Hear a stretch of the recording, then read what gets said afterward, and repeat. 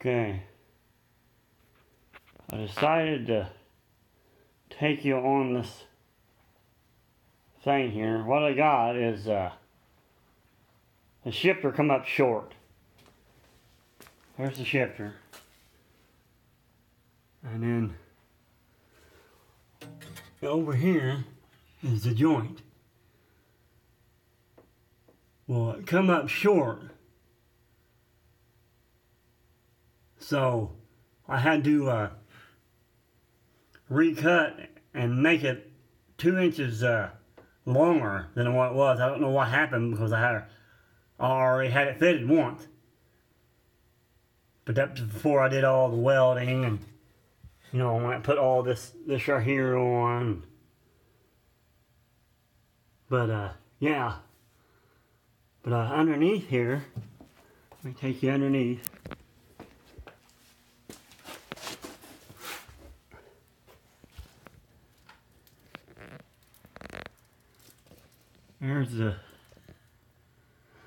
There's the rod, and you can see that it's touching right there. Barely. It's barely touching. But I've got to take some of that out because I don't want no restriction at all in this. It's got to be flawless. And then here's a tube I got here. This tube slides back and forth. So, and this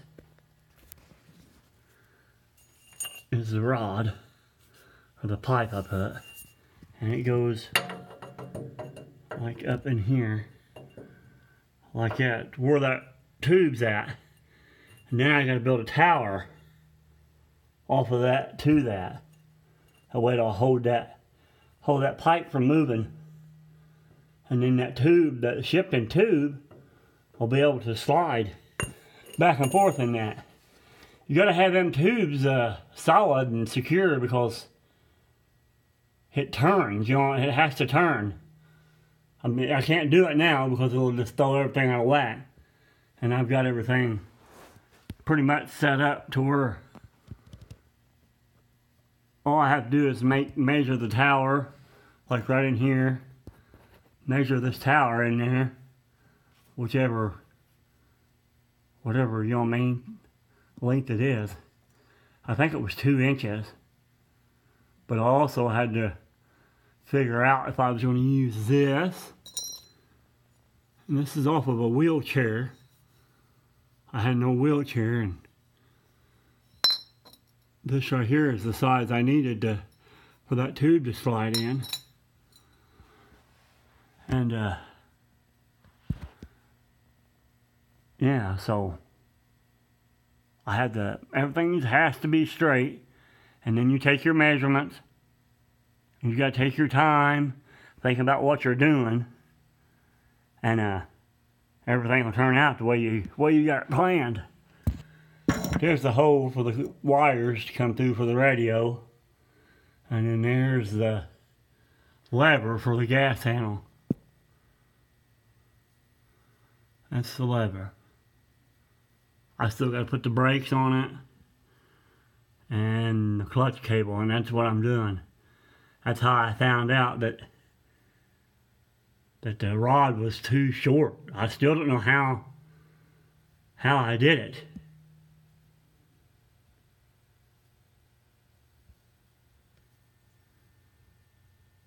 But yeah,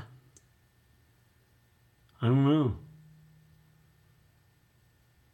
I just wished it wouldn't rub right there because, I mean, even if I cut a piece of it out to where it'll move flawless, the seat goes over it, so you're not going to see it. I mean, I will know what's there, but nobody else will. Unless I tell them or they watch this video. But yeah, this bar right here, it goes all the way across. And then there's the shifter, and it's hitting right there. So I gotta decide how much to take out. where it don't rub. I thought about just putting that pipe on it, but it still would put it in a bind and put pressure on them these little rubber pieces right in there. And you don't want no pressure on them rubber pieces because it'll take it and extort it out of whack, and it won't be right. That has to be flawless. If it ain't flawless, then won't work. That's some hose. That's where the clutch cable is supposed to go. And as far as I know, that could be a totally different war right there. I'm sitting down, getting up. Sorry about all the noise. Grunting and carrying on. But yeah. That's a box of bolts and stuff that come out of the Volkswagen when I took it apart. A little bit of everything in there. There's old motor mount, old tranny mount right here. That's just for marking reasons. There's what I think I done. I didn't have those mounts bolted to the transmission mount. I had them bolted to the transmission, but I didn't have it bolted to the mount. Like right here. Didn't have it bolted to the mount. Now I've got it bolted. The tranny's all bolted up. No slop, no play. But you can see the gas thing here. There's the gas pit cock where it goes. Hope that works out. I think it will. Because if it don't, boy, you're talking about going back to the drawing board. I'll throw a stick into the spokes right there.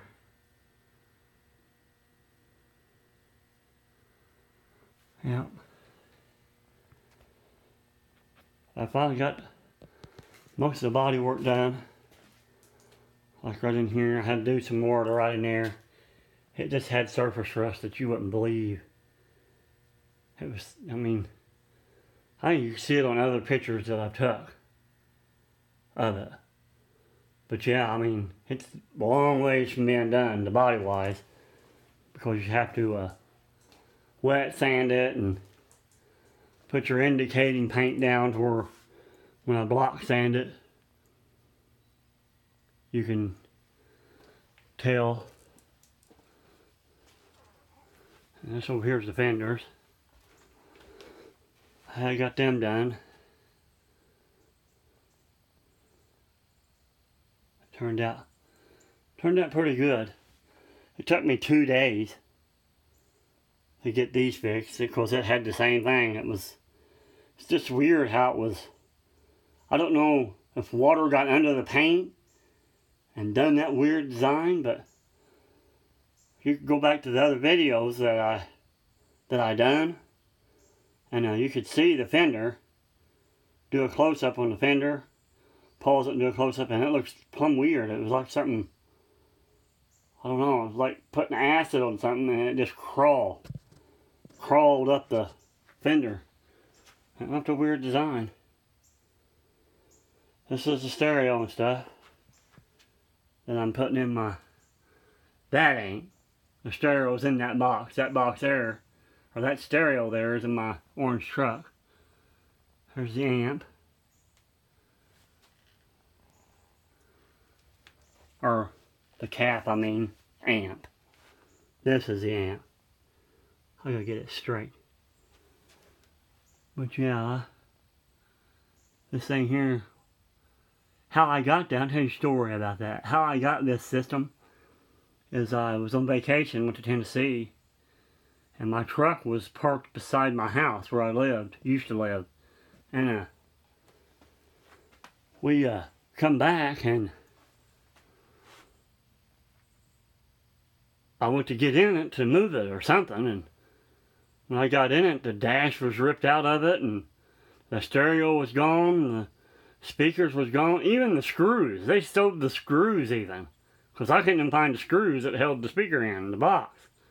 And the only reason they didn't take the box is because the box was bolted to the body. So, you know what I mean? And hell, they raised the tonneau cover and took my amp. I had a 1500 watt Lancer amp. And then I had a cap just like that in there. Well, it wasn't like that one, but I called my insurance company because I had full coverage, and they put it all in there, replaced everything, and told me if I run across it, I had to turn it into them. So I told that guy, I said, I ain't never going to see that stuff again. What's the matter with you? And then I took the opportunity to ask him. I said, now, because I got this claim, you guys ain't going to raise my insurance, are you? Oh, no, he said, no. But since then, it's went up and down, up and down. Now, I ain't got no insurance. I got it with State Farm. I took the insurance off my orange truck because it's hard to drive. It's hard to drive that thing, and when it rains or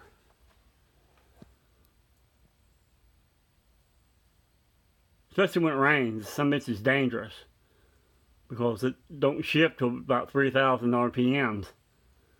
It's got a Vega torque converter. The torque converter's got real long feet on it. If you guys know what a torque converter is, it goes in tranny. That's what makes the tranny work. It's got little feet on it. And it's probably way smaller than that cord roll there. It's not very big. I don't know. It's probably, I think it's 9 or 10 inch. But it stalls. It makes it stall out. About $3,000 in the transmission. When it shifts, it's boom. I mean, it shifts. And then when it shifts, and the road's wet, it throws you sideways. No matter how slow you go, I've tried dropping it low and manually shifting it, and that's still, you know what I mean, it shifts hard. But, you know what I mean, I ain't gonna take nothing away from it. Because that's, you know what I mean, me and my brother used to race it. It was crazy. The first time I ever took it on the drag strip, it had a blower on it, and had that hood scoop and stuff like that on it, and had a trans brake on it. Well, I got up to the line, got the water box, heated my tires up, and I tacked it 3,000 and 4,000. I think it was 4,000. I don't know. Because it just scared the piss out of me. But it went up to 4,000, and I hit the button, and there's no stopping it. Once you hit the button, you're done. You're going for a ride. You just got to hang on. Well, when I did, I let off that damn button, and the transmission just blew all. I mean, it sounded like a damn cannon underneath the truck. And needless to say, I got out and went to the bathroom and checked my pants because I thought I literally shit my pants. I mean, literally. It scared the hell out of me. And I told my brother, I don't want to do that no more. I said, I'm just lucky that something didn't come through that floorboard and take my foot off or something. So needless to say, I told my brother I'd take all that blower and stuff off, and I'd just take it to car shows and stuff. Well, I did that for a while, and car shows are just ignorant. You got people that know people, and then they act like idiots. You know what I mean? There's a $12 trophy. $12. And they get all stupid and want to argue, and I went to one, man, and this Corvette club was involved, and there was a bunch of Corvettes, and you know what I mean, it said on the flyer, anything on wheels, and that bikes, dune buggies, whatever you could drive in there, it was in the show. Well, there was a 1950 truck there, and that son of a bitch was immaculate. I mean, it was beautiful. You could touch it, and the surface felt soft. That's how, you know what I mean, how pretty it was. But every trophy that they gave out was a Corvette. Every one. They give 13 trophies out. And every one of the trophies went to a Corvette. So, that's when I ended my little journey with car shows. I told them they can stick it where the sun don't shine. And I had my friends call me, "Oh man, they're going to have a good show over here." And I said, "Well, you can take your show and you can shove it. I'm done with the car shows. I don't like drama. I don't like that. Me and my wife don't even argue. I mean, we disagree, but we don't scream at each other and raise hell and shit because it's dumb. It's a waste of energy and it don't make no sense. When you stop, after you get done arguing with them, you can stop and go sit down somewhere and calm down, and then you realize, well, what was this over? For instance, a box of damn crackers that got left open or something. Stupid shit like that. I won't deal with it. When I met her, I told her, I don't like drama, and if she didn't want to be with me, to let me know, not to lead me on, because I got out of a relationship that it about killed me. And I told her I wasn't going to deal with that shit no more. Well, if you're going to be with me, you're going to be with me. But, needless to say, you know what I mean, I've had a rough go in my life. You know what I'm saying? This leg, I lost it. I got ran over by what they call a cherry picker. It weighed 60 tons, 250,000 pounds. And that sumbitch run over me, and I didn't know what hit me. I used to put pennies on the track. It run on the track like a train, and had train wheels. Well, they changed the wheels. I'll just tell you the story. They changed the wheels on this thing because it goes up and down a track. Well, this thing is used to take the logs out of these big vats that are cooking these logs. And they slice it, and it's sheets of veneer. And they're worth millions, you know what I mean? It's just, there's all different kinds of wood. But this thing was used to reach down there and grab that and put it on a chain. And it would come into us, me and another guy, and we would plane the sides of them. Take a bark off and plane the sides of them. And they'd put it on a planer and then put it in a slicer and it'd slice off. Well, this thing was run all the way to the end. And it didn't have the guards on it, didn't have the backup beeper. The guy had undone all that. And I guess he just got lazy and didn't hook none of that stuff back up, didn't put the guards back on the wheel, and didn't put the backup beeper on. So I was bent down putting the tarp, because you had a tarp that was exposed to the outside, and you had to pull that tarp to keep the wind off of you, or your planer would even freeze up on you, so you'd have to use oil to unfreeze the planer. So that's what I was doing. I had bent down there, and the track is it's probably a half a foot from the edge of the work area that I was in. It was just a side place. I don't know. It's about as big as this garage. Wasn't very big at all. And then you got two big old sawhorses, and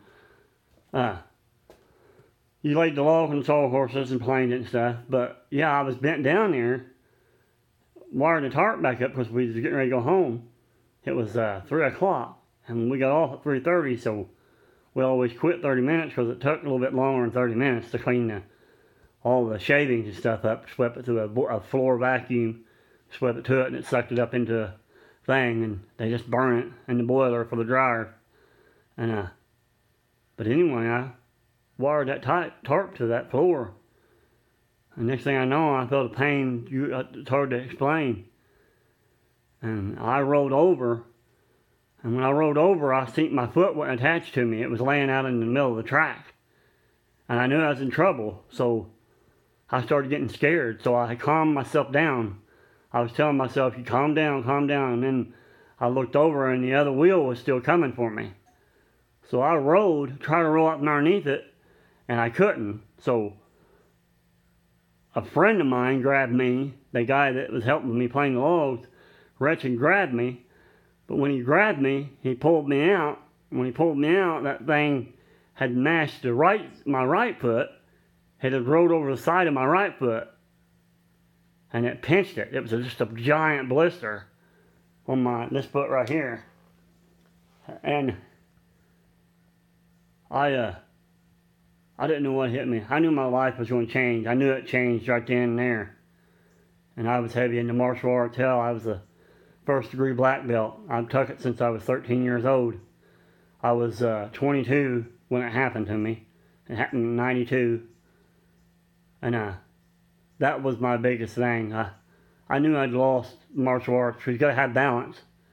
In martial arts, you have to have balance, or you can't do it. I mean, I've seen miraculous things happen, but I hated the world. I hated the world. I couldn't figure out why that happened to me.